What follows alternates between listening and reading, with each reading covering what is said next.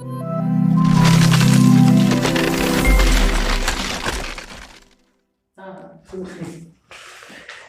Morning दोस्तों, मैं सौरभ पांडे आपका निखिल क्लासेस में स्वागत करता हूं।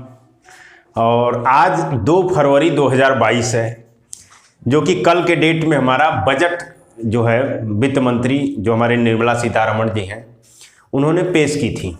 ठीक है, बजट हमारा आया है कल के डेट में, और उसी का जो बजट का पूरा खाका है, क्या है, कैसे है, क्या टैक्स रेट रहा है और क्या क्या प्रोविज़न, कौन कौन से स्कीम गवर्नमेंट अनाउंस की है, कौन कौन से प्लान लेके आई है, उन सब चीज़ों को डिस्कस करेंगे। ठीक है, लेकिन उससे पहले बजट थोड़ा सा क्या होता है, कैसे होता है, थोड़ा सा थियरी पार्ट है, उसको आप समझ लेंगे तो उसके बाद उसको डिस्कस किया जाएगा। ठीक है, तो चलिए शुरू करते हैं आज का बजट का क्लास।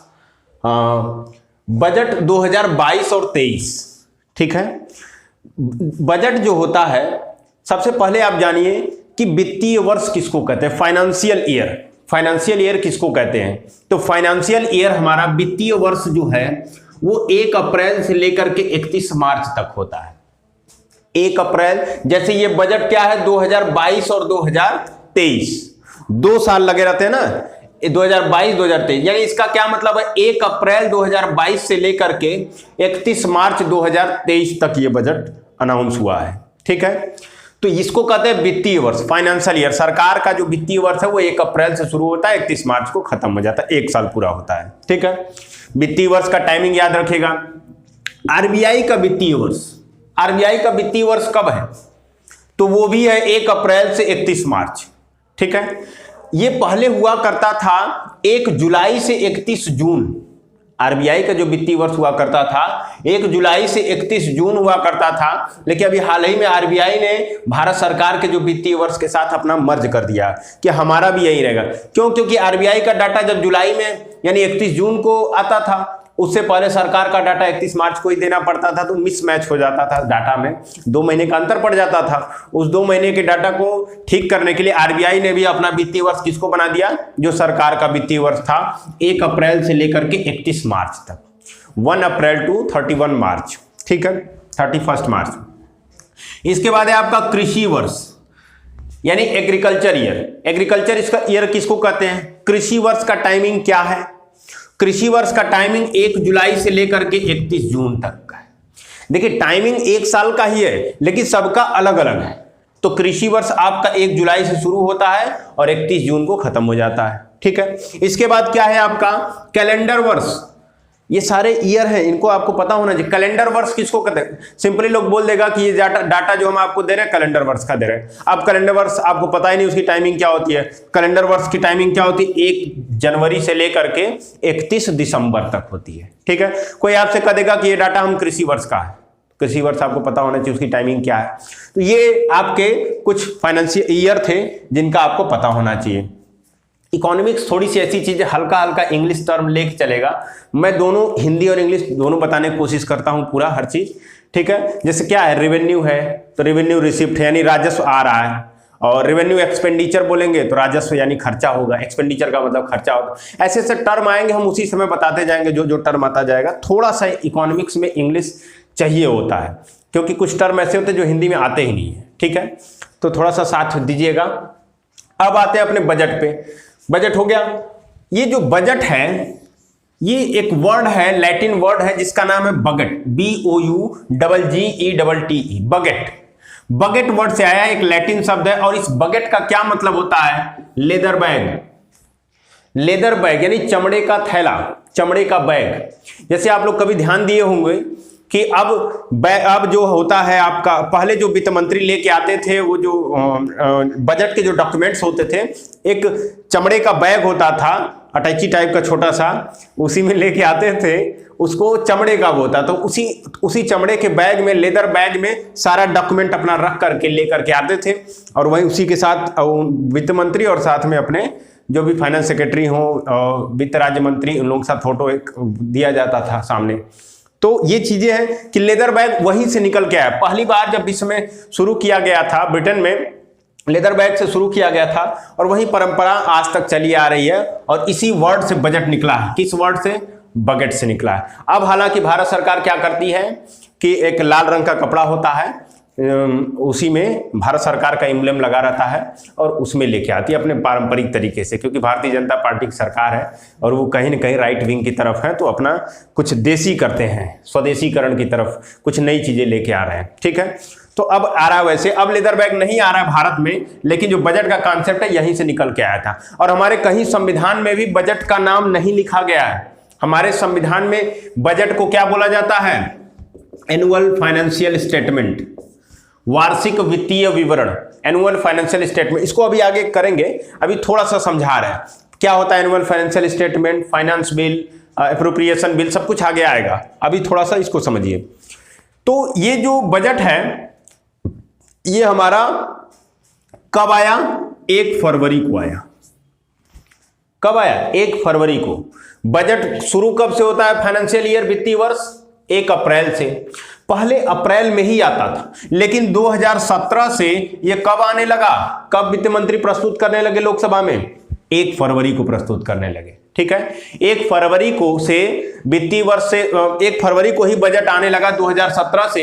इससे पहले हमारा बजट कब आता था? 1 अप्रैल को ही आता था। ठीक है, तो क्या होता था उसमें? परेशानी ये होती थी कि जैसे मान लीजिए कि इससे पहले एक और टर्म आता है, वोट ऑन अकाउंट।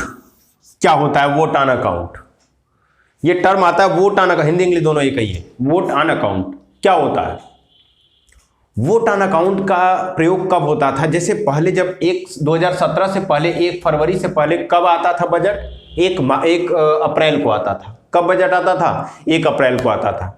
तो जैसे 1 अप्रैल को वित्त मंत्री बजट पेश करेंगे तो जितना भी जिस मिनिस्ट्री को, जिस मंत्रालय को, जिस विभाग को जो जो पैसा एलोकेट किया जाएगा वो विभागों तक पहुंचने में 1 से 1.5 महीना वो प्रोसेस हो जाती है। वो यानी कि अगर अप्रैल में बजट पेश हुआ है तो अप्रैल पूरा बीत जाएगा, उसका मई तक, शायद आधा मई या फिर मई भी खत्म हो जाएगा। लगभग 1-2 महीना लगता है सारा पैसा जो एलोकेट किया जाता है विभागों को, मंत्रालयों को, वहां तक पहुंचने में। तो 1-2 महीने का समय लगता था। तो अब जैसे पिछला बजट 31 मार्च को खत्म हो गया, जो पैसा हमने दिया था सारे विभागों को वो 31 मार्च को ही क्या हो गया? खत्म हो गया, है ना। लेकिन अब बजट आ रहा है 1 अप्रैल को। अब 2 महीना खर्चा कैसे चलेगा सरकार का? तो उस समय जब 1 अप्रैल को बजट पेश होता था तो उस समय वोट ऑन अकाउंट पास किया जाता था एक तो। उसमें केवल खर्चे के लिए, जो 1 से 1.5 महीना जब तक पैसा बजट का नहीं पहुंच रहा है तब तक के खर्चे के लिए एक अलग से बजट का ही छोटा रूप होता है जिसको क्या बोला जाता है? Vote on account. इसमें केवल खर्चा होता है, एक्सपेंडिचर की बात की जाती है, कहीं रेवेन्यू इन सब चीजों की बात नहीं होती है कि इन 1.5 से 2 महीने का जो खर्चा है उसके लिए पैसा दिया जाता है सारे मंत्रालय को। आप 1-2 महीने का जो खर्चा है आप ये ले लीजिए। किसके थ्रू ले लीजिए? वोट ऑन अकाउंट के थ्रू ले लीजिए। इसी वोट ऑन अकाउंट के समस्या को दूर करने के लिए 2017 में 1 फरवरी से ही बजट को क्या किया जाने लगा? पेश किया जाए, कि ताकि 1 फरवरी को हम बजट पेश करते हैं। पिछले बजट का जो एलोकेशन 31 मार्च तक है, तो 1 फरवरी से एक जो बजट सत्र समाप्त होते होते सारे विभागों तक 1 अप्रैल से पहले पैसा पहुंच जाएगा। सारे मंत्रालयों को 1 अप्रैल से पहले पैसा पहुंच जाएगा। इसी कारण से 2 महीना पहले बजट अब पेश होने लगा 1 फरवरी को। ठीक है, तो अब वोट ऑन अकाउंट का कॉन्सेप्ट खत्म हो गया। ठीक है, वोट ऑन अकाउंट में आप ध्यान रखिएगा एक्सपेंडिचर की बात की जाती है। दूसरी चीज, एक टर्म आता है अंतरिम बजट। अंतरिम बजट क्या होता है? हिंदी इंग्लिश दोनों एक ही है। अंतरिम बजट क्या होता है? इलेक्शन ईयर, यानी जब चुनावी वर्ष होता है। जिस साल, जैसे मान लीजिए 2022 है, 2022 का चुनावी वर्ष है। 2022 अगर 22 जैसे मान लेते सिंपल सा, अभी लोकसभा इलेक्शन जैसे हमारा होना है 2024 में, 2024 में लोकसभा का इलेक्शन होना है। तो 2024 से पहले जो बजट आएगा, 2024 वाला बजट जो फरवरी में आएगा वो क्या होगा? 2024 का पहला बजट, यानी कि फरवरी में जो 1 फरवरी को बजट आएगा 2024 में, उसको क्या कहा जाएगा? अंतरिम बजट कहा जाएगा। यानी इस सरकार का अंतिम बजट है। और अंतरिम बजट की एक खासियत होती है कि इसमें बड़े बड़े वादे आपको नहीं करने हैं, बड़ा कोई स्कीम्स लेके नहीं आना है, कोई बड़ा टैक्स स्ट्रक्चर में बदलाव नहीं करना है। क्यों? क्योंकि जस्ट सामने चुनाव है और आप चुनाव में प्रभावित कर सकते हैं ऐसे घोषणाओं से, ऐसे स्कीम से और ऐसे टैक्स स्ट्रक्चर में बदलाव करने से। तो अंतरिम बजट का मतलब क्या होता है? चुनावी वर्ष का बजट ये होता है, इसमें बड़ी घोषणाएं करने को मनाही रहती है, ठीक है, बड़ा सुधार करने को मना रहता है, ये होता है अंतरिम बजट। मेन याद रखिएगा चुनावी वर्ष में ये आता है अंतरिम बजट। अगर 2024 में लोकसभा का चुनाव है तो 2024 का जो फरवरी में बजट आएगा वो कौन सा बजट होगा? अंतरिम बजट होगा, ठीक है, इलेक्शन ईयर वाला बजट। एक और बजट होता है जिसको बोलते हैं जेंडर बजट, जिसको बोलते हैं जेंडर बजट। जेंडर बजट का मतलब क्या होता है कि महिलाओं के लिए जितनी स्कीम्स बजट में हमारी दी गई है, उनके कल्याण के लिए जितने पैसे एलोकेट किए गए, उनके डेवलपमेंट के लिए जितने पैसे, महिलाओं के लिए जो योजनाएं चलती हैं, महिलाओं के कल्याण के लिए जो और भी कार्यक्रम चलते हैं और उनके विकास से संबंधित कोई भी प्रोजेक्ट चल रहा है, तो वुमेन वेलफेयर, वुमेन स्कीम्स और वुमेन डेवलपमेंट से संबंधित जितना भी पैसा एलोकेट किया गया है बजट में, हमारे इस बजट में महिलाओं से संबंधित, उसको एक टर्म दिया जाता है जेंडर बजट। उसको क्या कहा जाता है? Gender budget. जेंडर बजट का मतलब कि बजट में जितना भी पैसा, जितनी भी योजना, जितनी भी कार्यक्रम, जितने भी डेवलपमेंट महिलाओं से संबंधित है, हम उसको किस में कर देंगे? जेंडर बजट, ठीक है। एक और पॉइंट है रेल बजट। रेल बजट क्या होता है? रेल बजट का मतलब यह है कि पहले क्या होता था कि आम बजट और रेल बजट जो है वो एक ही साथ आता था, ठीक है, लेकिन अंग्रेज जब थे, लेकिन अंग्रेजों को भारत में थोड़ा सा ज्यादा काम करना था रेलवे को लेकर के, क्योंकि रेल क्या करती है? रेल आपका कनेक्ट करती है नॉर्थ से साउथ को, साउथ से नॉर्थ को, साउथ से ईस्ट को, साउथ को वेस्ट से, यानी चारों दिशाओं को कनेक्टिविटी के लिए हमारा उस समय सबसे बड़ा साधन क्या था? रेलवे हुआ करता था। जब अंग्रेज थे हमारे यहाँ, बहुत बड़ा साधन था, तो रेल का पैसा भी ज्यादा ये लोग एलोकेट करने लगे अंग्रेज। और फिर बाद में कि कहे तो 1924 में कहे कि आम बजट, यानी कि इसको कौन सा बजट बोला जाता है? जनरल बजट, यानी कि आम बजट बोला जाता है।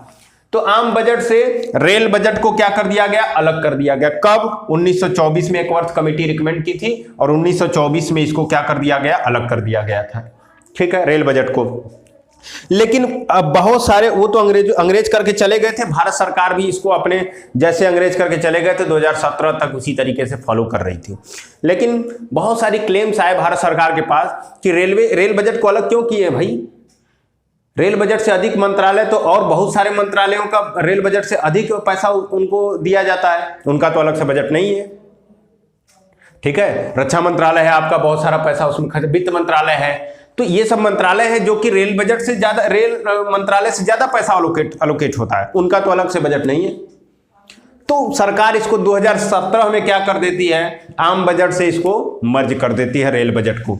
अब अलग से रेल बजट नहीं आता, आम बजट में ही जैसे अलग अलग मंत्रालयों का लोकेट किया जाता है पैसा, स्कीम्स या फिर कोई योजना होती है, उसी तरीके से रेल बजट में भी कर दिया जाता है, ठीक है। इस बार भी 400 नए वंदे भारत एक्सप्रेस चलाने की बात कही गई है, ठीक है, 1 स्टेशन 1 प्रोडक्ट वाली स्कीम से। ये सारी चीजें अभी आगे आएंगी जब बजट शुरू करेंगे। अभी बजट का ये कॉन्सेप्ट था, ठीक है, 2017 में इसको मर्ज कर दिया गया रेल बजट को आम बजट के साथ, ठीक है। इसके बाद पहला बजट कब आया था? विश्व का पहला बजट कब आया था? स्वतंत्र भारत का पहला कब बजट आया था? और इसके अलावा आपका जो है कि सबसे ज्यादा बजट कौन वित्त मंत्री पेश किए थे? कौन कौन से प्रधानमंत्री थे जो कि साथ साथ में वित्त मंत्रालय का भी कार्यभार लिए थे? सारी चीजें अभी आगे आपको देखने को मिलेंगी।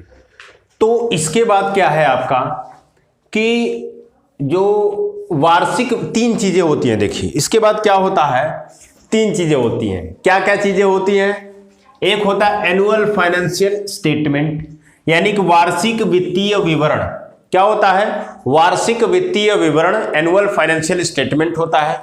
दूसरा चीज क्या होता है? वित्त विधेयक यानी फाइनेंस बिल। दूसरा चीज क्या होता है? वित्त विधेयक यानी फाइनेंस बिल। तीसरी चीज क्या होती है? विनियोग विधेयक। विनियोग विधेयक क्या मतलब क्या है? Appropriation bill. Appropriation bill. 3 चीजें आती हैं बजट में। पहला एनुअल फाइनेंशियल स्टेटमेंट यानी कि वार्षिक वित्तीय विवरण, दूसरा आपका वित्त विधेयक फाइनेंस बिल, तीसरा विनियोग विधेयक यानी अप्रोप्रिएशन बिल। अब आते हैं पहले पर, वार्षिक वित्तीय विवरण, एनुअल फाइनेंशियल स्टेटमेंट क्या होता है?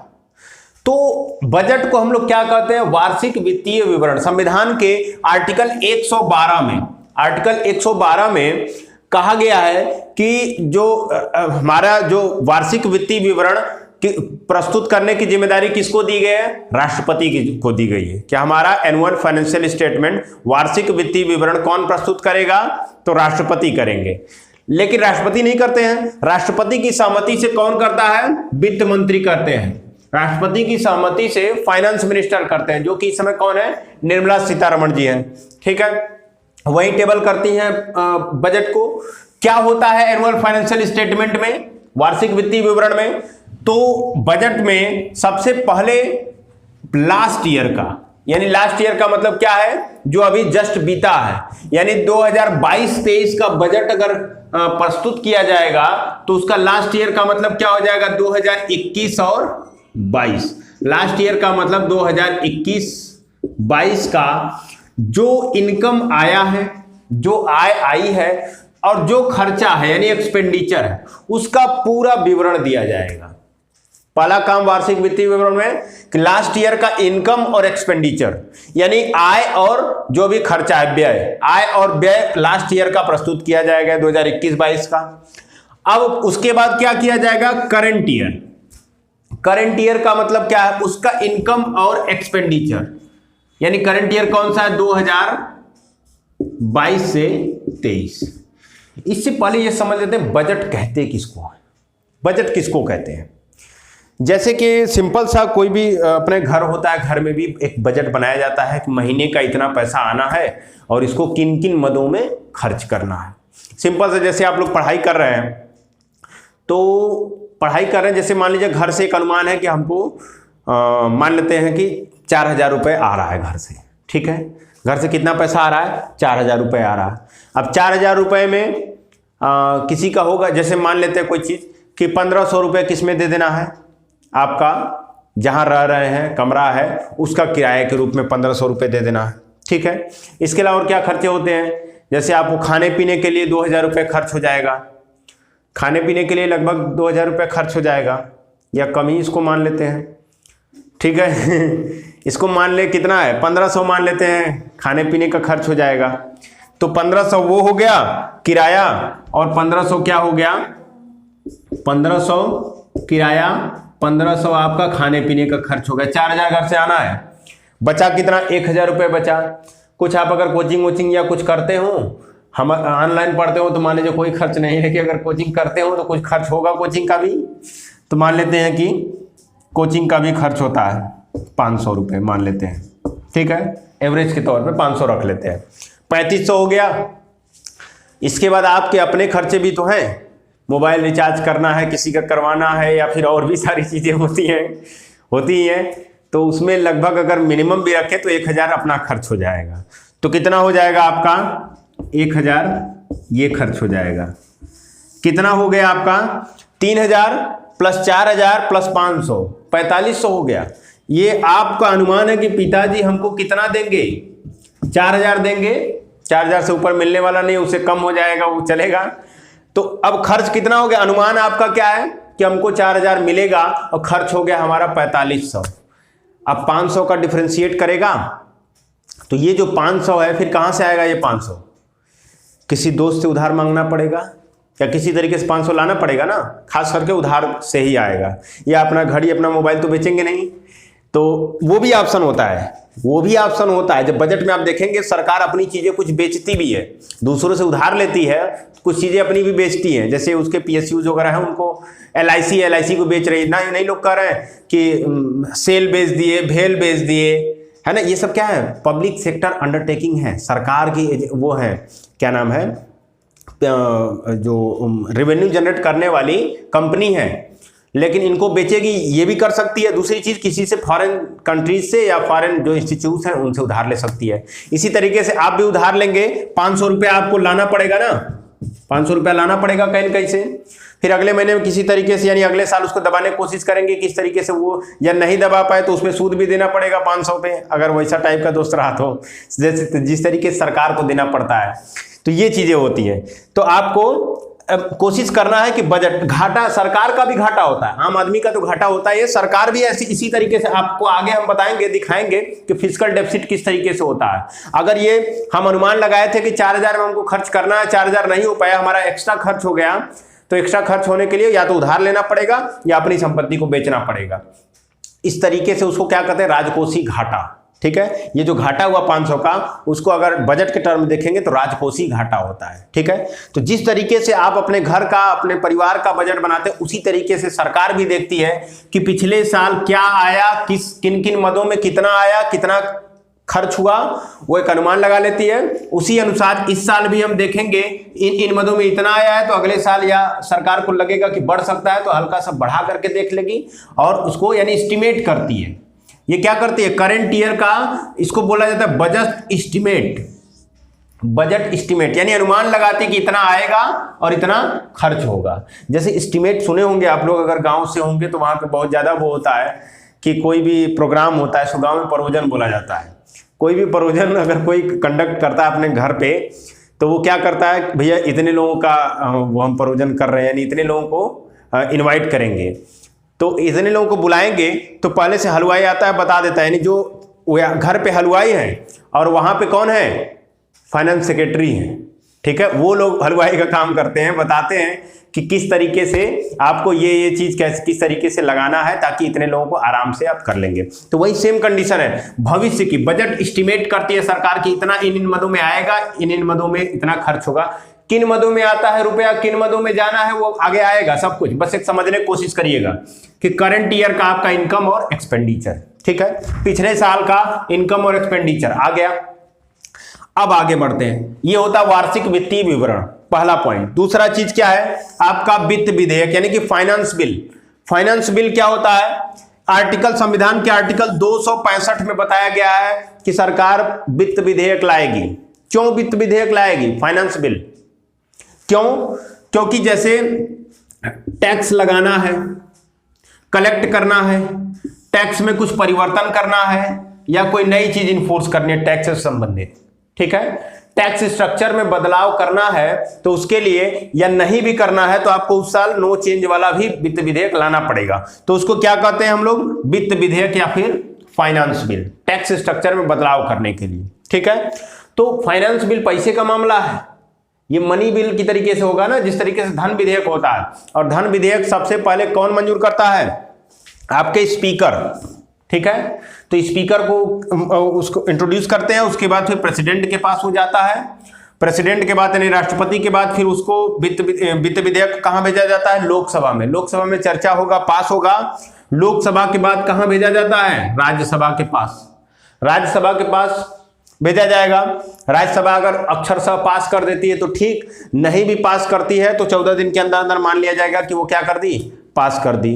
राज्यसभा के मतलब विशेष अधिकार मनी बिल के मामले में राज्यसभा के पास नहीं होता। अगर वो कुछ रिकमेंड करती है कि नहीं इस चीज को इस तरीके से बदल दीजिए इस बिल में, तब भी सरकार के ऊपर, लोकसभा के ऊपर है कि उसको माने चाहे न माने। ठीक है, 14 दिन के अंदर वो पास करना पड़ता है राज्यसभा को। उसके बाद फिर इस बिल को उसी को लोकसभा में भेज दिया जाता है, उसके बाद राष्ट्रपति की सहमति मिलती है, तो जाकर के वो इन्फोर्स हो जाता है वो वित्त विधेयक, कि वो उसमें इस, जैसे मान लीजिए आयकर में हमको 10% की जगह 5% करना है, तो आपको स्पीकर इंट्रोड्यूस करेंगे, राष्ट्रपति के पास जाएगा, लोकसभा में चर्चा होगा, राज्यसभा में चर्चा होगा, फिर लोकसभा में भेजा जाएगा, फिर राष्ट्रपति उस पर साइन कर देंगे।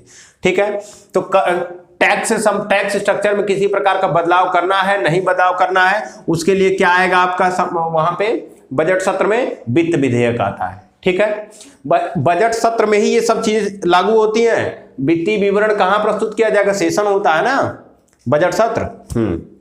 तो इसके बाद क्या है आपका वित्त विधेयक का तीसरा पॉइंट होता है आपका विनियोग विधेयक। विनियोग विधेयक का मतलब क्या है, एप्रोप्रिएशन बिल। विनियोग विधेयक आर्टिकल 266, 265 में वित्त विधेयक, 266 में क्या है, संविधान के विनियोग विधेयक की चर्चा की गई है।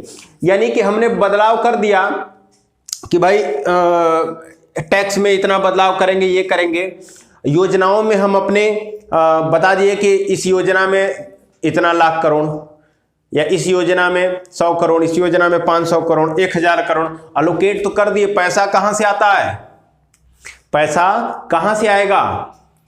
जैसे आप अपने घर में कोई भी है तो आजकल तो बैंक का जमाना है, बैंक में लोग रख देते हैं, नहीं तो किसी किसी घर में बक्सा बना होता है उसमें लोग रखते हैं, या कोई गुल्लक बना के रखता है। इसी तरीके से भारत सरकार का भी एक गुल्लक है जहां पे सारा पैसा रखा हुआ है। उसका क्या नाम है? उसका नाम है आपका संचित निधि। उसका क्या नाम है? संचित निधि, कंसोलिडेटेड फंड ऑफ इंडिया। तो कंसोलिडेटेड फंड ऑफ इंडिया में सारा पैसा है, संचित निधि में सारा पैसा है, तो अलोकेट करने मात्र से होगा नहीं, वो पैसा विभागों को देना पड़ेगा। तो पैसा उस संचित निधि से निकालने के लिए एक विधेयक लाना होगा जिसका क्या नाम होता है? विनियोग विधेयक। उसका क्या नाम होता है? विनियोग विधेयक होता है। एक चीज और, अगर इससे जस्ट पहले थोड़ा सा एक पॉइंट मैं भूल गया, पार्लियामेंट अप्रूवल का। पार्लियामेंट अप्रूवल का मतलब यह है कि वित्त विधेयक जो होता है वो, जैसे मान लीजिए कि वित्त विधेयक को पास करने के लिए पार्लियामेंट की अप्रूवल, लोकसभा राज्यसभा हालांकि बता दिए तो हो गया था, लेकिन फिर भी पार्लियामेंट अप्रूव करती है इस वित्त विधेयक को, बहुमत से पास करती है, तभी तो टैक्स में बदलाव होगा। अकेले मोदी जी नहीं कर सकते हैं कि हम भाई जैसे आपका आयकर है, इनकम टैक्स है, उसको हम 20% बढ़ाएंगे, 5% 10% खत्म करके 20% से स्टार्ट करेंगे। तो अकेले मोदी जी के करने से हो जाएगा? कभी नहीं होगा। क्यों? क्योंकि मोदी जी एक एग्जीक्यूटिव में केवल प्राइम मिनिस्टर हैं, है ना। वो केवल, अगर उनकी कॉन्स्टिट्यूएंसी क्या है, उनकी संसदीय क्षेत्र क्या है? वाराणसी है। तो केवल बनारस की जनता को वो रिप्रेजेंट कर रहे हैं। इसीलिए जब वो पार्लियामेंट से पास होता है, लोकसभा राज्यसभा से पास होता है, तो पूरे देश का उसके पास प्रतिनिधित्व मिलता है। किसी चीज को पार्लियामेंट से पास होने का मतलब कि जैसे मान लीजिए स्मृति ईरानी है, तो वो कहां का लीड कर रही, कहां की जनता को रिप्रेजेंट करेंगी? तुरंत ही कहेंगे मोदी जी इतना मत बढ़ाइए, हमारी अमेठी की जनता गरीब है, वो इसको पे नहीं कर पाएगी इतना बड़ा टैक्स। राहुल गांधी जी हैं वायनाड से, कह देंगे कि भाई हमारी वायनाड की जनता गरीब है, 20% टैक्स नहीं पे कर पाएगी आपके आयकर जो आप लगा रहे हैं। ठीक है, इस तरीके से अलग अलग जगह पे अलग अलग सांसद पूरे देश को रिप्रेजेंट कर रहे होते हैं। जब वो मिल करके पूरे पार्लियामेंट में बैठे हुए होते हैं, लोकसभा राज्यसभा में, वो कहते हैं बहुमत से कि हाँ भाई ये टैक्स में बदलाव होना चाहिए, तो बदलाव होना चाहिए। क्वेश्चन आपसे सिर्फ इतना पूछेगा कि वित्त विधेयक को पास होने के लिए संसद की अनुमति चाहिए? तो हाँ चाहिए, ये याद रखिएगा। ठीक है, इसी तरीके से जो अप्रोप्रिएशन बिल था, विनियोग विधेयक था, उसमें संचित निधि से पैसा निकालने के लिए पार्लियामेंट का अप्रूवल चाहिए कि नहीं?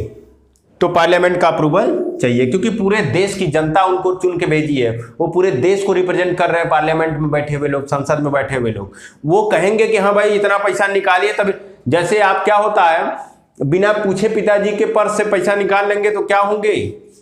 चोर कहलाएंगे। कहलाएंगे कि नहीं? 420 की कैटेगरी में आप आएंगे। लेकिन अगर उनका अप्रूवल ले करके अगर पैसा ले रहे हैं तो आप सबसे सही हैं। यानी अगर घर में, पूरे देश में अगर पार्लियामेंट की अप्रूवल चाहिए पैसा निकालने के लिए उस संचित निधि से, उसी तरीके से घर से पैसा निकालने के लिए अप्रूवल ले करके आपको काम करना होगा। ठीक है, क्योंकि वो जिसका पैसा है, पूरे देश का पैसा है, हम टैक्स पेयर जो टैक्स पे करते हैं उनका पैसा है वो, और वो जिसको चुन के भेजे हैं कि हमको ये रिप्रेजेंट कर रहा है, वो जब तक नहीं कहेंगे तब तक आप पैसा कैसे निकाल सकता है?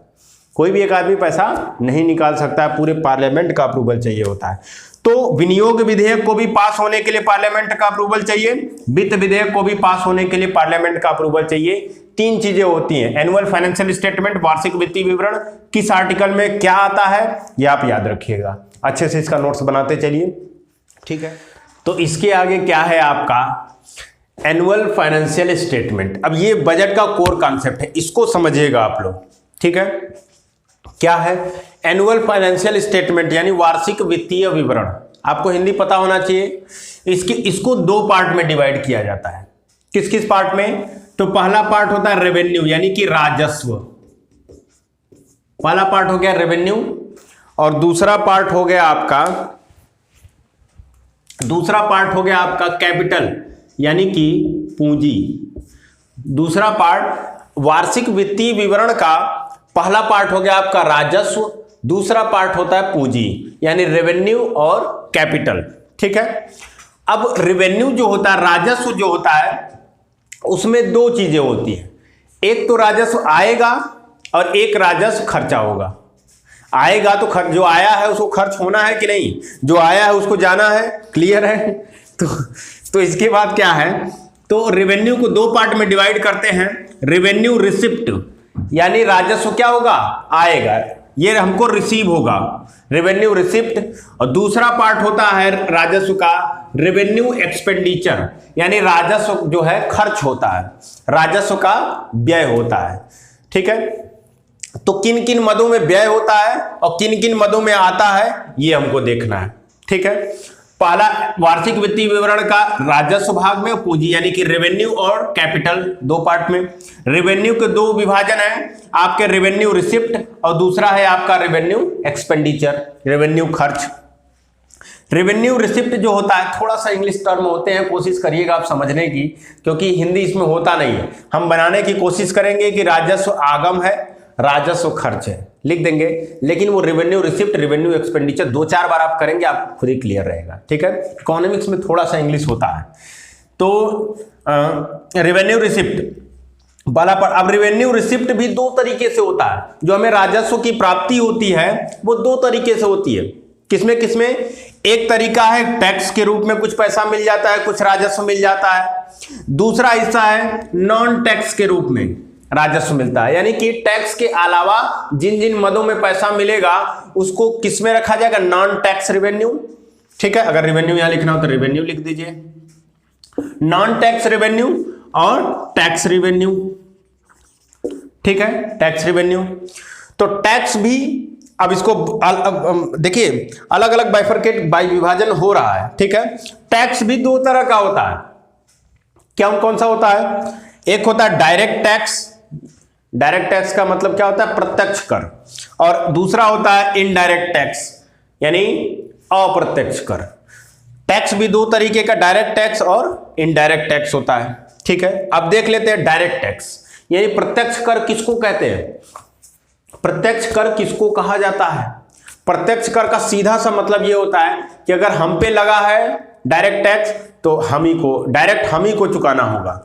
हम पे लगा है डायरेक्ट टैक्स तो हम ही को चुकाना होगा। इनडायरेक्ट टैक्स में क्या होता है कि हम क्या कर देंगे, टाल देंगे दूसरे पर, है ना। जैसे मान लीजिए आप घर पे हैं, दादाजी कुछ काम बोले कि ये काम करिए, अब पिताजी से आपके बोले, ठीक है, अब पिताजी बैठे बैठे ये आपके ऊपर टाल दिए कि ये काम कर दीजिए। यानी क्या हो गया, ये जो दादाजी ऑर्डर दिए थे किसको दिए थे, आपके पिताजी को ऑर्डर दिए थे, लेकिन पिताजी अपनी रिस्पॉन्सिबिलिटी किस पे टाल दिए, आप पर टाल दिए।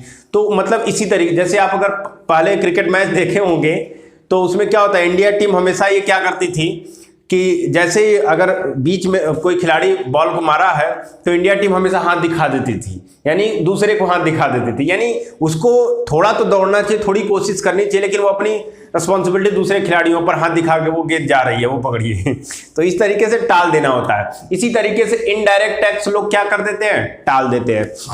अब देखते हैं कैसे टालते हैं कि डायरेक्ट टैक्स पहले समझ लें। डायरेक्ट टैक्स में क्या होता है कि इनकम टैक्स यानी आयकर, हमारी जितनी संपत्ति है उस पर इनकम टैक्स जो लगेगा 10% 20% वो हमको खुद ही देना पड़ेगा, ठीक है। दूसरा क्या होता है, कारपोरेशन टैक्स डायरेक्ट टैक्स में होता है। प्रत्यक्ष कर में कारपोरेशन टैक्स जो कि कंपनियों पे लगता है तो कंपनियां उसको सीधे सीधे पे करती हैं, कारपोरेशन टैक्स लग गया वो पे करना पड़ेगा आपको। इसके बाद प्रॉपर्टी टैक्स यानी संपत्ति कर होता है। संपत्ति कर, हमारी संपत्ति पे लगेगा कर तो हमको देना पड़ेगा, आप पे लगेगा आपको देना पड़ेगा, यानी आप किसी पे टाल नहीं सकते हैं। लेकिन इनडायरेक्ट टैक्स यानी अप्रत्यक्ष कर जो होते हैं वो आप टाल सकते हैं। जैसे जीएसटी है, इनडायरेक्ट टैक्स में क्या आता है, जीएसटी आता है। जीएसटी लगता है किस पे, इनडायरेक्ट टैक्स सभी लोग पे करते हैं, डायरेक्ट टैक्स सभी लोग नहीं पे करते हैं, इनडायरेक्ट टैक्स सभी लोग पे करते हैं। जैसे किसी कंपनी पर लग गया जीएसटी लग गया, कंपनी क्या करती है, कारपोरेशन तो उसको करना ही करना है, लेकिन जीएसटी को क्या करेगी, जो भी सामान जैसे मान लीजिए मार्कर बना रही है, यही मार्कर कंपनी बना रही है, जो कंपनी है, कौन कंपनी है, सेलो कंपनी है। सेलो कंपनी मार्कर बना रही है, ये मार्कर मार्केट में मिलेगा हमको लगता है 30 रुपए के आसपास, 30 रुपए का मार्कर है। लेकिन इस मार्कर को बनाने में क्या लगा है, प्लास्टिक लगा है, कैप लगा है, रिफिल लगा है, स्याही लगी है, ये सारी चीजों का जो कॉस्ट होगा वो कितना होगा, मान के चलते हैं कि 15 रुपए कॉस्ट होगा, ठीक है, जो लागत होगी इसके बनाने की, ठीक है। इसके बाद क्या होगा कि 10 रुपए के आसपास वो अपनी प्रॉफिट रखेंगे। कॉस्ट में सब कुछ मान लीजिए लेबर कॉस्ट, इंटरेस्ट सब कुछ ले लेते हैं तो 20 रुपये हो जाता है। 20 रुपये पर इसको लागत हो गया, 5 रुपये रख लेती है कंपनी अपना प्रॉफिट। 5 रुपये कंपनी क्या रख दी, पर मार्कर पर 5 रुपये, तो 25 रुपये हो गया वो। लेकिन उसके अलावा जब उसको मार्केट में भेजेगी तो सरकार कहती है कंपनी को आपको टैक्स भी देना पड़ेगा। तो 5% टैक्स, 5 रुपया क्या लग गया, टैक्स लग गया, जीएसटी के रूप में लग गया, कस्टम ड्यूटी लगा दी। तो ये इनडायरेक्ट टैक्स होते हैं। सीमा शुल्क लगा दी कि भाई यहां से सीमा पार करेंगे तो आपको यहां देना पड़ेगा, चुंगी देना पड़ेगा, या फिर जीएसटी के अंदर आपको आना पड़ेगा। तो 5 रुपये वो जो 25 के बाद यानी लागत प्लस प्रॉफिट के अलावा जो बचा कंपनी को देना था, लेकिन कंपनी सीधे सीधे क्या कर देगी, अपने उसमें जोड़ देगी। 25 रुपए से कितना रुपए हो गया इसका दाम, 30 रुपए। यानी ये 30 रुपए 5 रुपए जो कंपनी को पे करना था जीएसटी के रूप में, वो ट्रांसफर कर दी कस्टमर पर, यानी उपभोक्ता पर, यानी कि कंज्यूमर पर। तो हमको वो पे करना पड़ेगा, है ना। यानी कि इसमें अपनी लायबिलिटी को कंपनियां क्या कर देती हैं, टाल देती हैं दूसरे के ऊपर। ये सिंपल सा याद रखिएगा, इनडायरेक्ट टैक्स मतलब स्वयं न दे करके दूसरे लोगों पर टाल देना। तो जीएसटी इस तरीके से, जीएसटी और कस्टम ड्यूटी ये क्या होते हैं, इनडायरेक्ट टैक्स होते हैं। ठीक है, ये चीज है। इसके बाद ये तो हो गया जीएसटी से जो पैसा आता है वो इनडायरेक्ट टैक्स में जाता है, कस्टम ड्यूटी से इनडायरेक्ट टैक्स में, इनकम टैक्स, कारपोरेशन टैक्स और प्रॉपर्टी टैक्स, ये किस मद, इनका सबका पैसा किस मद में जाएगा, टैक्स रिवेन्यू वाले मद में जाएगा। यहां से जो भी पैसे हमको मिलेंगे सरकार को, वो किस मद में जाएगा, टैक्स रिवेन्यू में जाएगा। दूसरा रिवेन्यू कहां से आ रहा है, नॉन टैक्स, यानी टैक्स के अलावा जो भी पैसा आएगा उसको किस में भारत सरकार रखती है। जैसे क्या होता है, मान लीजिए एक अलमारी बना दी पैसे वाली, जिसमें पूरा पैसा रखा है, तो पैसा में भी 500 का नोट, 10 का नोट, 1000 का नोट, 2000 का नोट अलग अलग रखती है। उसी तरीके से अलग अलग खाने बने, इसमें टैक्स वाला पैसा जाएगा, इस अलमारी में आपका नॉन टैक्स का पैसा जाएगा। ठीक है, और अगर खर्चा करना है तो यहां से खर्चा किया जाएगा। कैपिटल वाला पैसा अभी वो तो चर्चा ही नहीं हुई है, कैपिटल वाला पैसा कहां आएगा, कहां रखा जाएगा, किस मद से खर्चा होगा, अलग अलग खाना होता है। तो नॉन टैक्स रेवेन्यू जो आता है पैसे का, वो किन किन मदों से आता है, किन किन तरीके से आता है।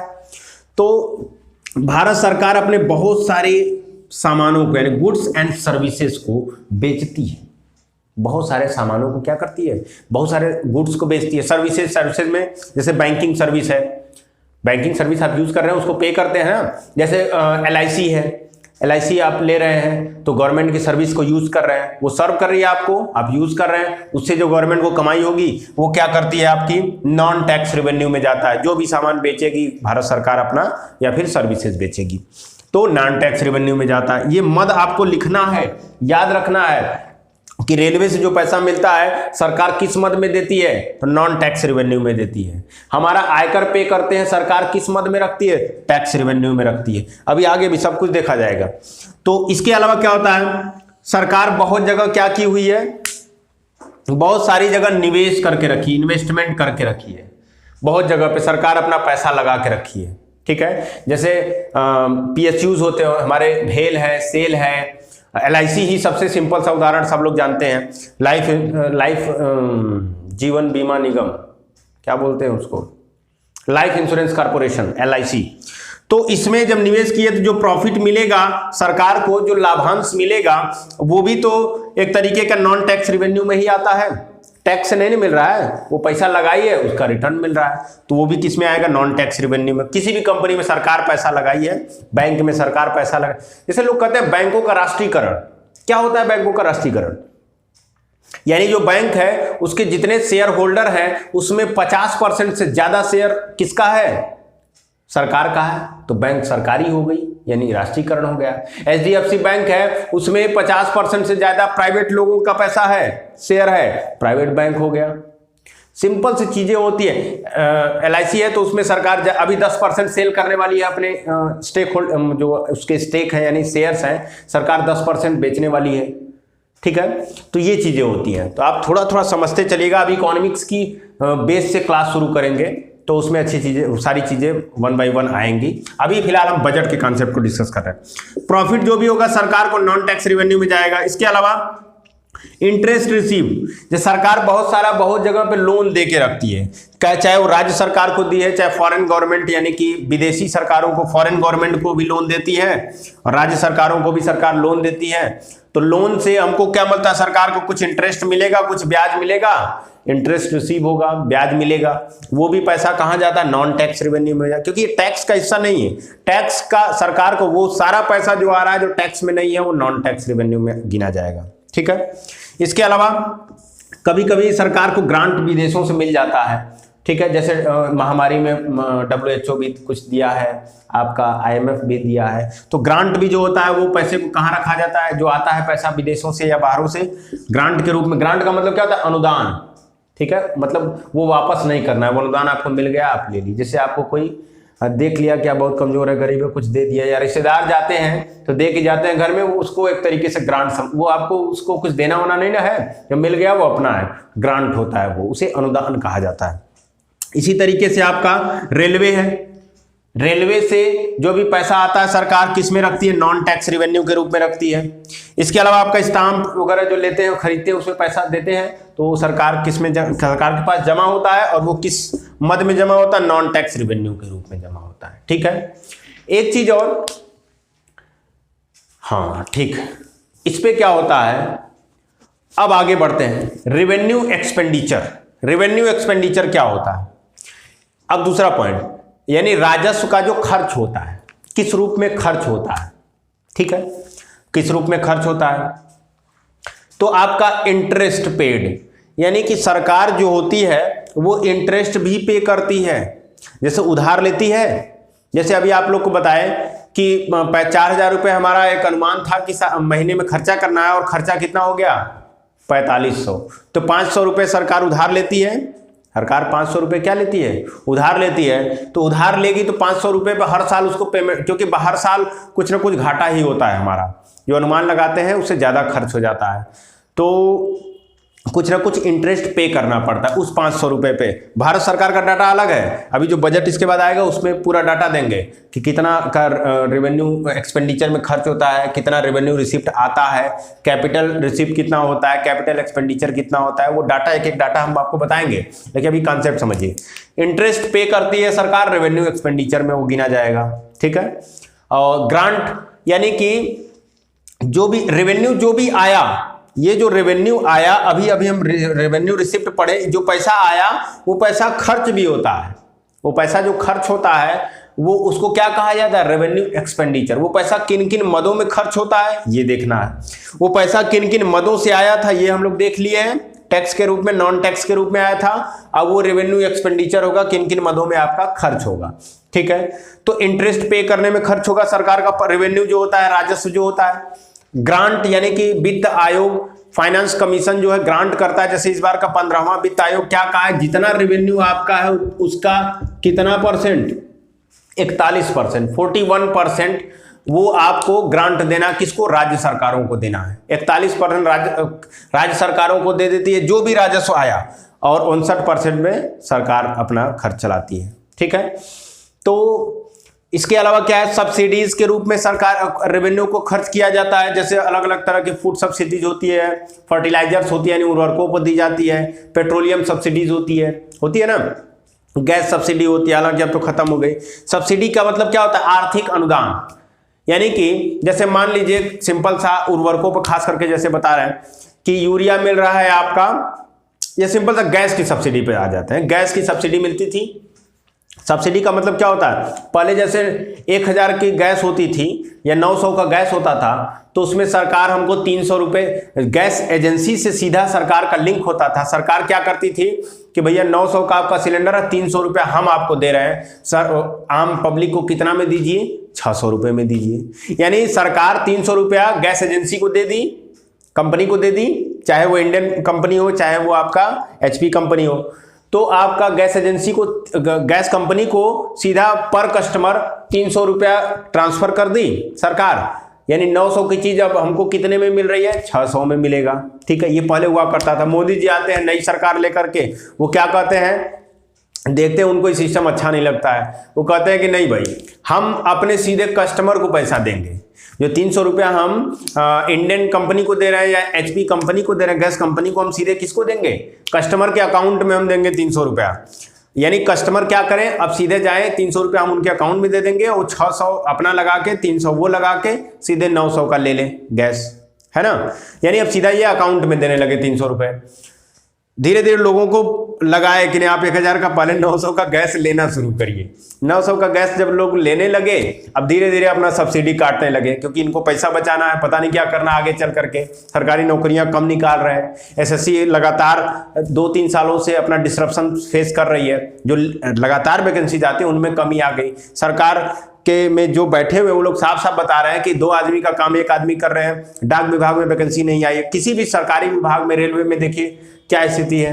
पिछले 2 टर्म इनका बीत गया, ग्रुप डी की एक भर्ती हुई है और एनटीपीसी की अभी तक वही स्थिति है। तो मतलब क्या कर रहे हैं, पैसा बचाने वाले ये लोग हैं। ये इस तरीके से अब देने लगे।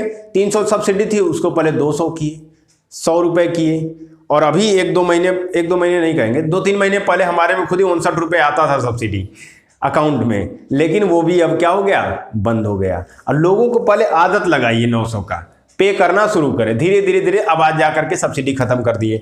तो सरकार पैसा बचा रही है। पहले ये दिया करती थी, उर्वरकों पर हालांकि देती है, पेट्रोल पर देती है सब्सिडीज। इसके अलावा डिफेंस में भी खर्चा है, चाहे कोई युद्ध सैनिकों का खर्चा हो, चाहे वो कोई युद्धक सामग्री मंगाना हो, जैसे कि आपका मिसाइल्स टेस्टिंग होता है, आपका कोई बंदूक वगैरह होता है, सारी चीज़ें, बम बंदूक सारी चीज़ें आती हैं, पैसा लगता है, पैसा खर्चा होता है। कहाँ से खर्चा होता है? राजस्व से ही खर्चा होता है, रेवेन्यू एक्सपेंडिचर ये होता है। सब लोगों को सैलरी देनी है, पेंशन देनी है, वो भी एक खर्च होता है, ठीक है। ये चीज़ें होती है आपका रेवेन्यू एक्सपेंडिचर, ठीक है। अब क्या होता है इसके अलावा, अब देखिए रेवेन्यू एक्सपेंडिचर का मतलब ये है कि सरकार अपने खर्चे के लिए सबसे पहले रेवेन्यू रिसिप्ट पे आते हैं। रेवेन्यू रिसिप्ट पे क्या होता है कि सरकार की इस पे कोई लायबिलिटी नहीं होती है। रेवेन्यू रिसिप्ट के बदले सरकार को कुछ देना नहीं पड़ेगा, सरकार की कोई भी लायबिलिटी नहीं होती है। इसी तरीके से कैपिटल के 2 पार्ट हैं आपके, कैपिटल रिसीव और है आपका कैपिटल एक्सपेंडिचर, ठीक है। पूंजी आ रहा है, पूंजी खर्च हो रहा है, तो कोई लायबिलिटी नहीं पे। टैक्स के बदले कुछ किसी को देना है, नहीं देना है, क्योंकि राजस्व आ रहा है। नॉन टैक्स के बदले किसी को कुछ देना है, नहीं देना है। लेकिन रेवेन्यू एक्सपेंडिचर में क्या होता है, सरकार अपने खुद के खर्चे करती है, स्वयं के खर्च करती है सरकार। अपने आप को चलाने के लिए इंटरेस्ट पे करेगी, कर्जा लिए तो पे कौन करेगा? सरकार करेगी, इसलिए खर्च करता है। यानी इसको भी करने पर, रेवेन्यू एक्सपेंडिचर करने पर, यानी राजस्व को खर्च करने पर सरकार को कोई भी प्रोडक्शन नहीं होता है, कोई भी उत्पादन नहीं होता है, न तो फ्यूचर में इनकम जनरेशन होता है। भविष्य में ये खर्च करने से कोई इनकम नहीं मिलेगा। सरकार सैलरी दे दी है तो उसको कुछ नहीं मिलेगा, पेंशन दे दी है लोगों को, उसके बदले कुछ मिलने वाला नहीं है। डिफेंस में खर्चा कर रही है तो उसके बदले कुछ मिलेगा? बस केवल हम फील करेंगे कि हम सुरक्षित हैं, कुछ मिलने वाला नहीं है। सब्सिडी दे रही है, कुछ मिलेगा? नहीं मिलेगा। अनुदान दे रही राज्य सरकारों को, कुछ मिलेगा? नहीं मिलेगा। इंटरेस्ट पे करे कुछ, यानी कि अपने खर्चों को मेंटेन करने के लिए रेवेन्यू एक्सपेंडिचर होता है। यानी इसमें 2 पॉइंट, न तो प्रोडक्शन होता है, यानी न तो उत्पादन होता है। रेवेन्यू एक्सपेंडिचर करने से, राजस्व खर्च करने से कोई उत्पादन नहीं होता है। दूसरा पॉइंट, इससे कोई फ्यूचर में इनकम जनरेशन नहीं होता है, यानी कि संपत्ति का निर्माण नहीं होता है, कोई भी आय जनरेट नहीं होती है। लिख लीजिएगा ये चीजें, 2 पॉइंट। अभी आगे उसमें पढ़ाएंगे तो बताएंगे, तो फिर से एक बार इनको कर देंगे। रेवेन्यू एक्सपेंडिचर अलग से कहीं लिखिएगा कि इससे न तो कोई प्रोडक्शन होता है, न कोई फ्यूचर में आय बनती है। भविष्य में कोई आय नहीं बनती है, कोई आय नहीं बन रही है। यानी कल को आपसे कोई एक पॉइंट दे दे, पूछेगा कि इसको हम रेवेन्यू एक्सपेंडिचर में रखें कि कैपिटल एक्सपेंडिचर में, ठीक है, या फिर इसको हम रेवेन्यू रिसिप्ट में रखें कि कैपिटल रिसिप्ट में रखें। तो अगर आपको ये 2 पॉइंट पता रहेंगे कि रेवेन्यू एक्सपेंडिचर में उसी चीज को रखा जाएगा जिस तरीके से ग्रांट और ये चीजें रखी गई हैं, वही चीज रखा जाएगा जिससे न तो कोई प्रोडक्शन हो रहा, कोई उत्पादन नहीं हो रहा हो, उसी चीज को रखा जाएगा जिससे फ्यूचर में इनकम जनरेशन होने की संभावना नहीं है। ठीक है, थोड़ा सा क्रिटिकल है, चीजें समझने की कोशिश करिएगा, अभी आगे और क्लियर कर देंगे अच्छे से। अब रेवेन्यू रिसिप्ट में क्या क्या चीजें होती हैं जिसपे सरकार की कोई लायबिलिटी नहीं होती है। अंतर क्या करना, रेवेन्यू रिसिप्ट और कैपिटल रिसिप्ट में अंतर करना होता है। रेवेन्यू एक्सपेंडिचर और कैपिटल एक्सपेंडिचर में अंतर क्या करना होता है। रेवेन्यू रिसिप्ट में वो चीजें रखी जाती हैं जिसपे सरकार को कुछ लायबिलिटी होती है, कुछ पे करना होता है। कैपिटल रिसिप्ट में देखिए, थोड़ा थोड़ा समझिएगा, यहां पे अगर थोड़ा भी कंफ्यूज करेंगे, रेवेन्यू रिसिप्ट में वो चीजें रखी जाएंगी जिसमें सरकार को कोई नो लायबिलिटी, कोई भी लायबिलिटी नहीं है, यानी कुछ चुकाना कुछ देना नहीं है। कैपिटल रिसिप्ट में वो चीजें रखी जाती है जिसमें सरकार को कुछ चुकाना पड़ता है, जैसे कर्जा वगैरह लेती है, इसमें आएगा, अभी आगे बता रहे हैं, तो उसमें उसको लायबिलिटी होती है सरकार की, देना पड़ता है। रेवेन्यू एक्सपेंडिचर में वो चीजें रेवेन्यू एक्सपेंडिचर में रखी जाती हैं जिसमें न तो कोई प्रोडक्शन होता है, न फ्यूचर में आय आती है। ठीक है, यानी कोई संपत्ति का निर्माण नहीं होता है। कैपिटल एक्सपेंडिचर में क्या होता है, वो चीजें रखी जाती हैं जिससे किसी संपत्ति का निर्माण होता है, यानी कोई प्रोडक्शन होता है या फिर उससे फ्यूचर में आय भी आती है। जैसे इसमें खर्चे में, जैसे हॉस्पिटल बनवा देगी सरकार तो उससे कुछ आय आएगा ना, इंडस्ट्री लगा देगी तो उससे कुछ आय आएगा ना, ये चीजें। स्टेट गवर्नमेंट को कोई लोन दे देगी तो उससे आएगा आय ना, ये चीजें होती है। वो कैपिटल खर्चा होता है लेकिन उससे भविष्य में पैसा मिलता है। तो ये चीजें आप लिख लीजिए। अब इसके बाद कैपिटल रिसिप्ट और कैपिटल एक्सपेंडिचर को शुरू करेंगे। अब इसके बाद क्या था हमारा, हम लोग रेवेन्यू रिसिप्ट पढ़ चुके हैं और रेवेन्यू एक्सपेंडिचर पढ़ चुके हैं। ठीक है, सबसे पहले हम लोग एनुअल फाइनेंशियल स्टेटमेंट था, उसके दो भाग थे, रेवेन्यू यानी राजस्व, दूसरा भाग था कैपिटल यानी कि पूंजी, और राजस्व यानी रेवेन्यू के दो पार्ट थे। राजस्व रेवेन्यू रिसिप्ट यानी रेवेन्यू आता है, कहां कहां से आता है, कैसे आता है, किन किन मदों में आता है, देख चुके हैं। और दूसरा पार्ट था रेवेन्यू एक्सपेंडिचर यानी राजस्व खर्च कहां होता है। ठीक है, और इसके बाद हम लोग देखेंगे पूंजी। पूंजी क्या था, कैपिटल दो विभाजन किया जाता है, एक तो कैपिटल रिसीव होगा, कैपिटल रिसिप्ट होता है, और एक होता है कैपिटल एक्सपेंडिचर, यानी कैपिटल जो आया, पूंजी आया है, वो खर्च भी होगा। पूंजी आएगा एक तरफ और पूंजी जाएगा। पूंजी आएगा तो किन किन मदों से आएगा, पूंजी जाएगा तो किन किन मदों से जाता है, ये समझना है। ठीक है, अब आ जाते हैं कैपिटल रिसिप्ट पे।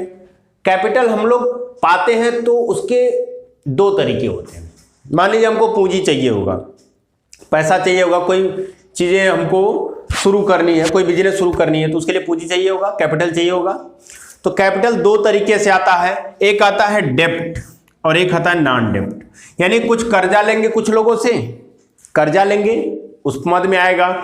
जो भारत सरकार कर्ज लेती है वो किसमें, कैपिटल रिसिप्ट के डेट मद में आता है, यानी कर्ज वाले मद में। दो तरीके का कर्ज होता है, एक्सटर्नल डेट और इंटरनल डेट, यानी विदेशी कर्जे और कुछ भारत के अंदर जो भी फाइनेंशियल इंस्टीट्यूट है, बैंक है, आरबीआई है, उनसे भारत सरकार कर्ज लेती है। ठीक है, तो इंटरनल डेट और एक्सटर्नल डेट। कैपिटल रिसिप्ट में पहला आपका डेट के रूप में, दूसरा नॉन डेट, यानी कर्जे के अलावा पूंजी कहां से आती है, कैपिटल कहां से आती है भारत सरकार के पास।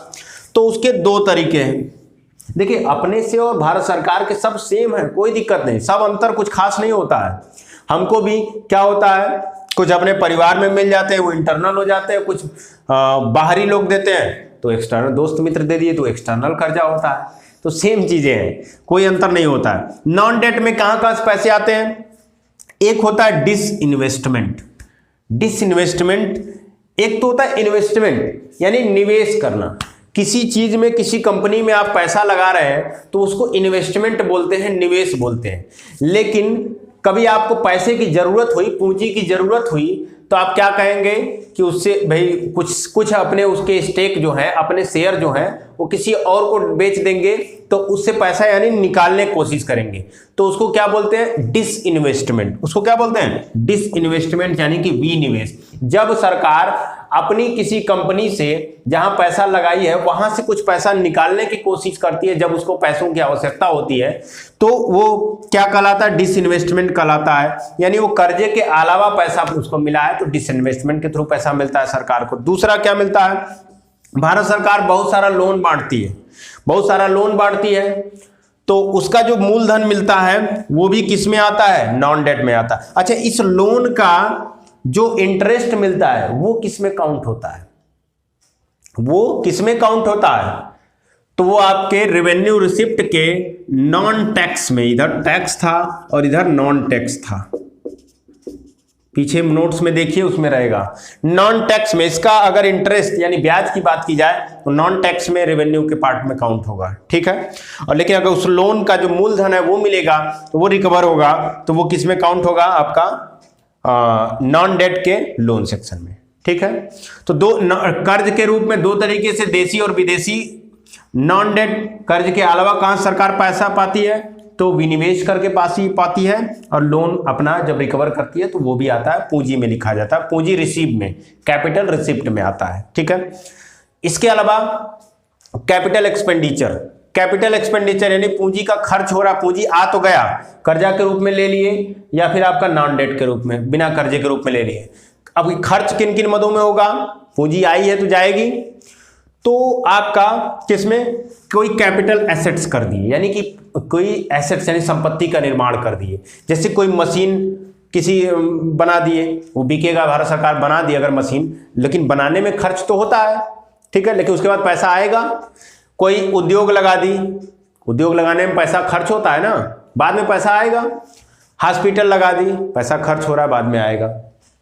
या फिर पहला चीज ये हो गया। दूसरा, जैसे इन्वेस्टमेंट कर दी, अगर पैसा सरकार फ्यूचर में इनकम जनरेट करने के लिए पैसा लगाती है तो उसको निवेश कहते हैं। जब हटाती है, जो कि यहाँ हटा करके पैसा चाहिए था तो हटा लेगी, जब पैसा उसके पास है तो खर्चा भी कर सकती है दूसरे जगह पे, तो इन्वेस्टमेंट हो गया, निवेश के रूप में खर्चा करती है। तीसरा पॉइंट, राज्य सरकारों को लोन देती है, सेंट्रल गवर्नमेंट राज्य सरकारों को लोन देती है, वो भी देगी तो उसके बदले कुछ ब्याज मिलेगा ना, तो वो भी क्या है, एक तरीके का खर्चा है। अब वो खर्चा है जहां से भविष्य में हमको पैसा मिलने की, संपत्ति के निर्माण की संभावना है, ठीक है। ये चीजें होती हैं। अब आपको समझना है किस मद में क्या क्या, कोई एक पॉइंट हम दे दें आपको, आपसे पूछे इस मद को किस में रखा जाएगा, तो अंतर आप समझिएगा। चार चीजें हैं, एक है रेवेन्यू रिसिप्ट, दूसरा है रेवेन्यू एक्सपेंडिचर, तीसरा है कैपिटल रिसिप्ट, चौथा है कैपिटल एक्सपेंडिचर, ठीक है। आप समझिएगा, रेवेन्यू रिसिप्ट, कैपिटल रिसिप्ट एक साथ, रेवेन्यू एक्सपेंडिचर और कैपिटल एक्सपेंडिचर एक साथ। रेवेन्यू रिसिप्ट में वो मद आते हैं जिसके बदले सरकार की कोई लायबिलिटी नहीं होती है, कुछ देना नहीं है, उसके बदले कुछ देना नहीं है। टैक्स लेती है सरकार, कुछ देती है, नहीं देती है। नॉन टैक्स में जो भी पैसा आता है उसके बदले कुछ देना नहीं है। तो रेवेन्यू रिसिप्ट में सरकार की कोई भी लायबिलिटी, कोई भी देयता नहीं होती, उसको कुछ देना नहीं उसके बदले। लेकिन कैपिटल रिसिप्ट में लायबिलिटी होती है, कैपिटल रिसिप्ट में लायबिलिटी होती है। कर्जा लेगी तो देना पड़ेगा ना, ब्याज भी देना पड़ेगा, कर्जा भी देना पड़ेगा, ब्याज भी देना पड़ेगा, लायबिलिटी है, ठीक है, ये याद रखिएगा। कैपिटल रिसिप्ट में लायबिलिटी सरकार की होती है, लेकिन रेवेन्यू रिसिप्ट में सरकार की लायबिलिटी नहीं होती है। इसके बाद क्या है, रेवेन्यू एक्सपेंडिचर और कैपिटल एक्सपेंडिचर, राजस्व का खर्च और पूंजी का खर्च, ठीक है। तो रेवेन्यू एक्सपेंडिचर में जो भी खर्च होते हैं उसके बदले, उसके सरकार खर्च तो कर रही है लेकिन उसके बदले कोई सी संपत्ति का निर्माण नहीं हो, खुद के खर्चे के लिए, स्वयं के खर्चे के लिए करती है, ठीक है। सरकार चलानी है तो सैलरी पेंशन देना पड़ेगा, देश चलानी है तो डिफेंस में खर्चा करना पड़ेगा, सारे विभागों पर खर्चा करना पड़ेगा। अगर हमको सही से अपने देश को चलाना है तो लोन लेना पड़ेगा, और लेने के बाद आपको इंटरेस्ट पे करना पड़ेगा, राज्य सरकारों को ग्रांट पे करना पड़ेगा। यानी उसके बदले रेवेन्यू एक्सपेंडिचर में जो जो मद लिखे गए हैं उसके बदले सरकार को कोई भी प्रोडक्शन नहीं होता उसमें खर्च करने के बदले, और उससे फ्यूचर में, भविष्य में कभी भी आय भी कोई जनरेट नहीं होती, याद रखिएगा। लेकिन कैपिटल एक्सपेंडिचर की बात करें क्या, तो इसमें संपत्ति का भी निर्माण होता है और भविष्य में आय का भी निर्माण, आय भी हमको मिलती है। जैसे कोई भी कैपिटल एसेट्स बनाएगी तो हमको आय मिलता है, पहली बार खर्चा होगा लेकिन आय मिलेगा। कहीं किसी कंपनी में निवेश कर रही है सरकार तो वहां से मिलेगा इंटरेस्ट हमको, या फिर राज्य सरकारों को लोन वगैरह देती है तो मिलता है। तो कैपिटल एक्सपेंडिचर में निवेश यानी कैपिटल एक्सपेंडिचर हो रहा है, पूंजी का खर्च हो रहा है, तो हमको संपत्ति का निर्माण हो रहा है और आय का जरिया बन रहा है, ठीक है। लेकिन रेवेन्यू का खर्च कर रहे हैं तो उसमें कोई चीज का प्रोडक्शन नहीं होता है, आय का जरिया भी नहीं होता है। ठीक है, रेवेन्यू रिसिप्ट में लायबिलिटी नहीं होती है, कैपिटल रिसिप्ट में लायबिलिटी होती है। ठीक है, याद रखिएगा। तो बजट से संबंधित कुछ फैक्ट है लास्ट में, उनको देख लीजिए। जैसे कि विश्व का सबसे पहला बजट कब आया था? तो 1733 में आया था। कहाँ आया था? ब्रिटेन में आया था। और किसने पेश किया था? तो प्रोफेसर फिलिप थे जो सबसे पहली बार बजट ब्रिटेन में पेश किए थे। विश्व का सबसे पहला बजट 1733 में आया था, 1733 में। भारत का पहला बजट यानी जब अंग्रेजी शासन में थे तो ब्रिटेन में ये सब चीजें हो रही थी, तो ब्रिटेन जहां जहां कॉलोनी बनाया था वहां भी तो अपना बजट लेके आएगा। जिस तरीके से ब्रिटेन ने जनगणना ब्रिटेन में कराया था, उसी तरीके से भारत में भी जनगणना कराने की कोशिश की। तो उसी तरीके से ब्रिटेन भारत में भी अपना बजट लेके आता है 1860 में। तो वो भारत का सबसे पहला बजट था। और किसने उसको पेश किया था? किसने उसको टेबल किया था? तो जेम्स विल्सन ने किया था। किसने किया था? जेम्स विल्सन ने किया था। ठीक है, इसके अलावा स्वतंत्र भारत का पहला बजट कब आएगा? तो 1947 में। आपको लिखाए थे स्वतंत्र भारत के पहले वित्त मंत्री कौन थे? तो आर.के. षणमुखम शेट्टी हैं, तो वही लेके आएंगे, वित्त मंत्री ही तो लेके आते हैं। गणतंत्र भारत का पहला बजट, गणतंत्र भारत कब हुआ था? 1950 में। 1950 में हुआ था, तो सबसे पहला बजट जॉन मथाई लेके आए थे। ठीक है, जॉन मथाई। सर्वाधिक बजट, सबसे ज्यादा बार बजट किसने लेके आया? ये क्वेश्चन पूछा हुआ था, सबसे ज्यादा बार बजट। तो वो थे हमारे मोरारजी देसाई। ठीक है, मोरारजी देसाई थे जो सबसे ज्यादा बार भारत में बजट पेश करने वाले हैं। वो कितना बार पेश किए हैं? तो 10 बार बजट पेश किए हैं, जिसमें 8 बार फुल बजट, 2 बार अंतरिम बजट, 2 बार अंतरिम बजट आपको बताए थे, चुनावी साल वाला। ठीक है, इलेक्शन ईयर वाला जो बजट होता है उसे क्या कहते हैं? अंतरिम बजट। और फुल बजट मतलब ये जो अभी फुल बजट आया है। ठीक है, अभी आगे वाले क्लास में इसको डिस्कस करेंगे। ऐसे पीएम जो कि एफएम भी थे, ऐसे पीएम जो क्या थे? एफएम भी थे। ठीक है, तो ऐसे प्रधानमंत्री जो फाइनेंस मिनिस्टर भी थे, जो वित्त मंत्री भी थे। तो कौन कौन से लोग थे? कांग्रेस पार्टी के जो लोग भी हैं वो पैसा वैसा का मामला अपने पास रखते हैं, वित्त मंत्रालय हमेशा अपने पास रखे हैं। ठीक है, चाहे वो नेहरू जी हूं, प्रधानमंत्री के साथ साथ सारा पैसा इनके हाथ में रहता था, वित्त मंत्री भी थे। इंदिरा गांधी जी थी, ये भी प्रधानमंत्री के साथ साथ क्या थी? वित्त मंत्री भी थी। राजीव गांधी भी थे जो कि प्रधानमंत्री के साथ साथ वित्त मंत्री भी थे। अब इसके बाद जो प्रधानमंत्री बनेगा, राहुल जी शायद आए, वो भी क्या होंगे? तो अभी तक 3 ही लोग हैं जो कि प्रधानमंत्री के साथ वित्त मंत्री भी बनेंगे, चौथा देखेंगे क्या होगा। ठीक है, यही 3 लोग हैं जो कि प्रधानमंत्री के साथ वित्त मंत्री भी बने थे। एक चीज और जो कि शुरू में ही बताना था, भूल गए, कि बजट तैयार कौन करता है? बजट जो है कौन सा डिपार्टमेंट तैयार करता है? तो वित्त मंत्रालय के department of economic affair. Budget prepared by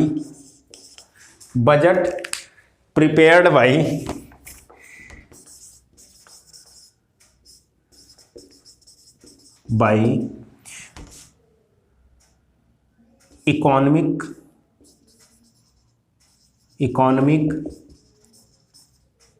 affair department under finance ministry, वित्त मंत्रालय। इकोनॉमिक अफेयर डिपार्टमेंट का भी कौन सा डिवीजन? तो बजट डिवीजन इसको तैयार करता है, क्योंकि हर साल का काम होता है। तो इकोनॉमिक अफेयर डिपार्टमेंट में बजट डिवीजन एक बना दिया गया है। ठीक है, तो वही बजट डिवीजन तैयार करता है। और किस मंत्रालय के तहत आता है? तो वित्त मंत्रालय के तहत आता है, बजट तैयार करता है ये, बजट प्रिपेयर्ड बाई वो। ठीक है, इतनी चीजें हैं, आप याद रखिएगा। और इसके बाद आएगा आपका जो 2022-23 का जो बजट है, इससे पहले इसके बाद लेके आएंगे इकोनॉमिक सर्वे, आर्थिक सर्वेक्षण। ठीक है, और उसके बाद लेके आएंगे आपका बजट। तो ये जो 3 क्लास, लगभग 3 क्लास होंगे कि ये बजट का कॉन्सेप्ट, इकोनॉमिक सर्वे, और तीसरा है आपका बजट। 3 क्लास अगर आप ले लेंगे तो इकोनॉमिक्स में आधी चीजें तैयार हो जाएंगी। क्यों? क्योंकि इकोनॉमिक्स में लोग कॉन्सेप्ट का थोड़ा सा कम रोल होता है, करंट से चीज़ें पूछी जाती हैं। तो ये करंट की गवर्नमेंट कौन कौन सी स्कीम चला रही है, कितना कंट्रीब्यूट की है, या फिर क्या क्या चीज़ें वो है, उसका टैक्स स्लैब क्या है, सारी चीज़ें आप पढ़ लेंगे तो कहीं ना कहीं करंट से अवेयर हो जाएंगे। तो अगर इकोनॉमी का करंट अफेयर लगभग 40%, 30-40% यही 2 टॉपिक्स करते हैं, इकोनॉमिक सर्वे, बजट और आपका ये कंसेप्ट। ठीक है, तो आगे चल करके अभी फिलहाल ये तीनों लेके आएंगे, आगे चल के इकोनॉमिक्स का धीरे धीरे चैप्टर्स वाइज लेके आएंगे, जिस तरीके से पॉलिटी और ज्योग्राफी लेके आ रहे हैं, उसके बाद हिस्ट्री शुरू करेंगे। तो चलिए ठीक है, अगर सेशन पसंद आया हो, चीज़ें अच्छी लगी हों तो लाइक करिएगा, नए हैं तो चैनल को सब्सक्राइब करिएगा, और डिस्क्रिप्शन बॉक्स में आपके सारे जो सोशल मीडिया के लिंक हैं वो मेंशन किए गए हैं। और चलिए, थैंक यू।